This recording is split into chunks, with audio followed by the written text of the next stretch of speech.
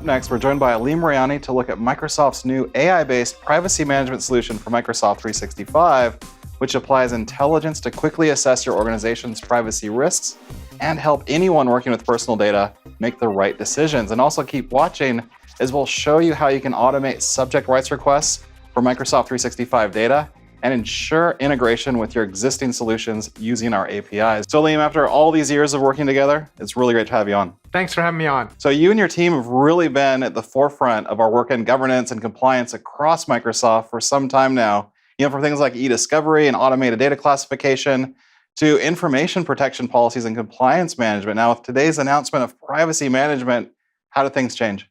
There are several things we're solving for. This marks a shift to modernizing the approach we take to privacy. In fact, we're at a point now where we can apply the latest intelligence, the latest innovation, and automation to operationalize privacy management for anyone who handles personal data in the course of their day-to-day work. And it's really topical because we've all seen digital privacy rise in importance over recent years, from things like data breaches to the right to be forgotten, GDPR, and really everything in between. We have. Privacy requirements universally impact every organization everywhere as more and more privacy regulations are introduced around the globe. And just like security is a top priority, privacy needs to be too. We want to help you build a privacy-resilient organization where everybody working with personal data is empowered to be part of the solution. For example, on the admin side, we've tailored the experience to cater for things privacy teams care about and proactively identifying and protecting against common privacy risks. Also, specifically for privacy managers, we're building automation for processing subject rights requests at scale and at quality, whether you're using our built-in experience or tools from a partner. Then for the rest of us, because we all work with data in the course of our jobs, we're continuing our approach of helping you understand privacy risks in the moment or even in the context of your work with data. And many of these processes really were manual before, especially if you think of things like managing subject rights requests or sifting through logs in some cases to find those risky behaviors like you mentioned. I'd love to see how all of this works. So why don't we start with the people that handle data every day like you and me? Sure. We know from research that over 90% of privacy incidents are unintentional. At the same time, it's the people working with the data who have the most context and are really best positioned to minimize privacy risks. So I'll start in teams. Let's say I'm a banker in the US who wants to share information with a peer in the UK. This is a cross-border transfer where each side is subject to different privacy regulations and laws. So here I am typing a chat message containing a name, address, and credit card number. And when I go to share it, Teams understands the geographies involved in this case. It sees what I'm sharing, and based on policies, it automatically blocks the transfer. Now, while I showed you the effects of a geographic transfer here, this could also apply to cross-department transfers. For example, if the finance team tries to share personal information with the marketing team. You can see it explains to me what the policy violation is. So if I wasn't aware of the policy before sharing, this message takes care of that, so I won't share these in the future. And it also links me to valuable training and recommended actions to take in order to remain responsible from a data usage standpoint. And over time, this type of in-the-moment guidance will really make it second nature for people to spot potential privacy risks as they go about their daily work without getting in the way of their productivity. And what's significant here is even though the concept of policy tips is something we've had for a while now, we've gone from those one-dimensional checks for sensitive information types like credit cards to applying intelligence and AI to spot more contextual use. Or for example, that credit card information, it might be shareable locally within your region, but not across borders. So it's that extra bit of intelligence that makes this unique. It is. And beyond the experiences integrated in the apps you use every day, we also inform you when existing content may pose a potential risk. For example, content that contains personal information that hasn't been used in a while, or content that's been overshared or overexposed. All of these are potential risks. Here, for example, you're seeing a personalized email digest, which can be customized for your organization. It's sent to the data owner of the content that includes personal information, so they can quickly take action. The goal is to take a data-first and a content-first approach to alert you of potential risk. This one is informing me of data that's potentially overexposed with access beyond its necessary reach.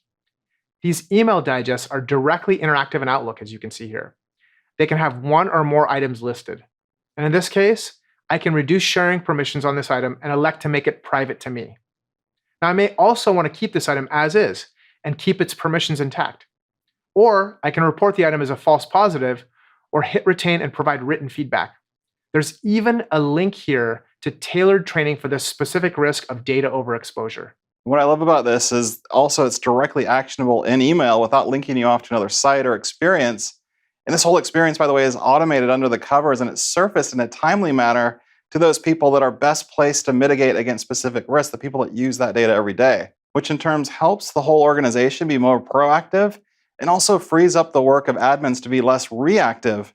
But speaking of which, let's take a look at the admin experience. So as a former admin, I'm really excited about this because all the work we've been doing over the past couple of years in governance and compliance, it really comes together to identify and report risks and enable granular investigation. As a privacy admin, you'll be able to see a great dashboard that I'm showing now for a comprehensive view of your organization's risk. For example, here I can see a few recent insights with new items from the last week, like the number of items with personal data, privacy risks flagged from the last 7 days across our 3 areas of data hoarding, overexposure, and transfer. I can see recent subject rights requests to take action on and overdue subject rights requests.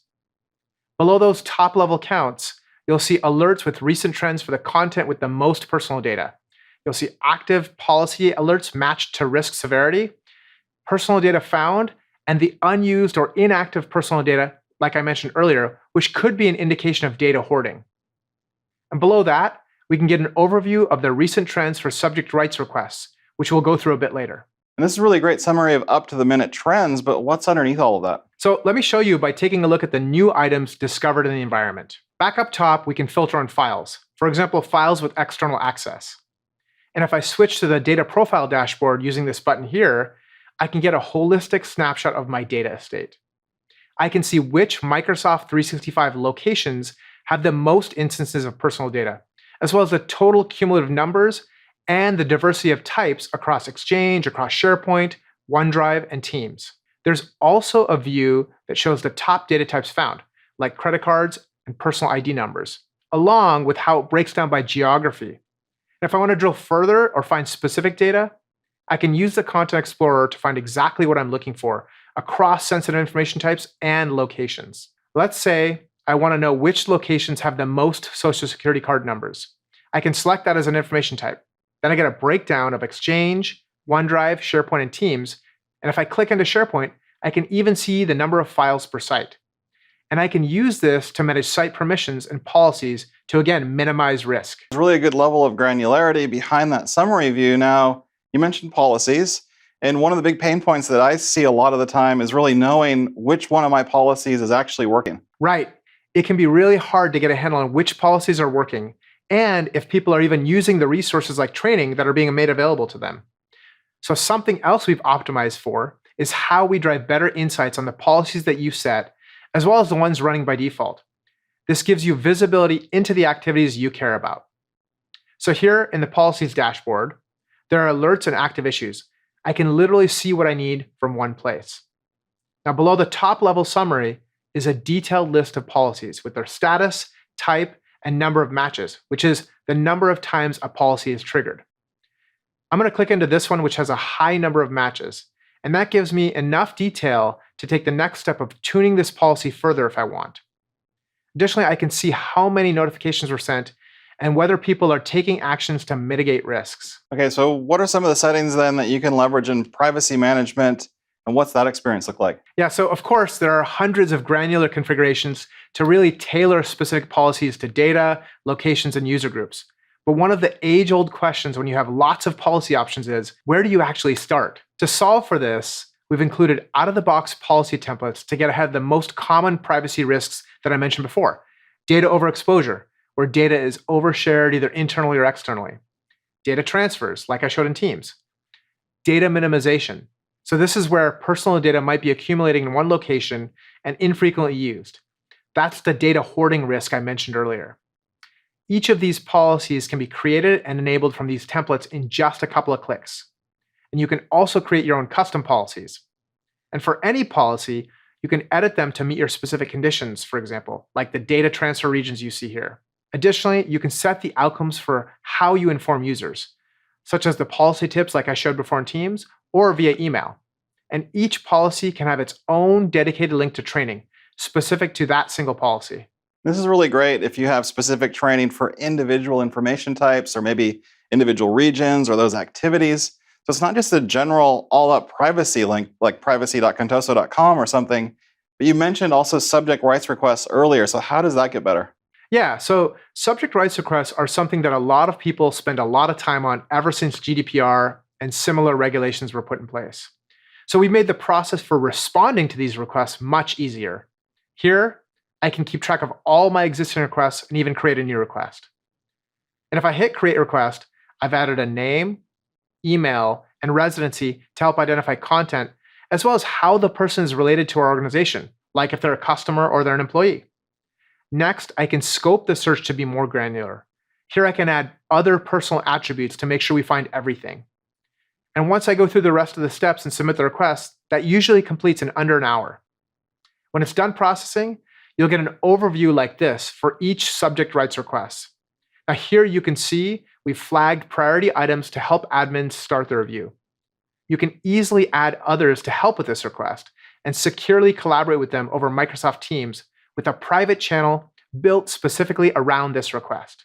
And in data collected, you can preview each item and choose whether or not to include it in the final report. You can see highlights where the personal information was found, or take other actions against it, like redactions for things you don't want to share, or even add your own notes. And to integrate with your existing processes, we've also added 3 built-in Power Automate templates here for things like performing custom actions for subject rights requests, adding calendar reminders for follow-up, and creating records for requests in ServiceNow, allowing for extensibility for automating privacy operations. We're also enabling programmatic access to create these requests. For example, privacy ISV apps or your LOB apps can access the subject rights request API to create requests directly in Microsoft 365 and export those results. And now, as you continue to manage privacy and subject rights requests, everything is right here in one place. And it's really amazing to see how much you and also your team have done to modernize privacy management, really from the use of intelligence to assess privacy risk, to unified and scoped experiences for the different people working with personal data, along with the integration of privacy management into the apps that we use every day. But what do you recommend people do next? The first thing I'd say is try it out. We have an easy trial experience at aka.ms/try privacy management. All you need is an Office 365 or Microsoft 365 account to get started. Also, we just published a ton of guidance geared towards admins, data officers, and data workers that you can check out at aka.ms/privacy management docs to learn more. Thanks so much, Aleem. And also, of course, keep checking back to Microsoft Mechanics for the latest updates. Subscribe to our channel if you haven't already. And thanks again for watching.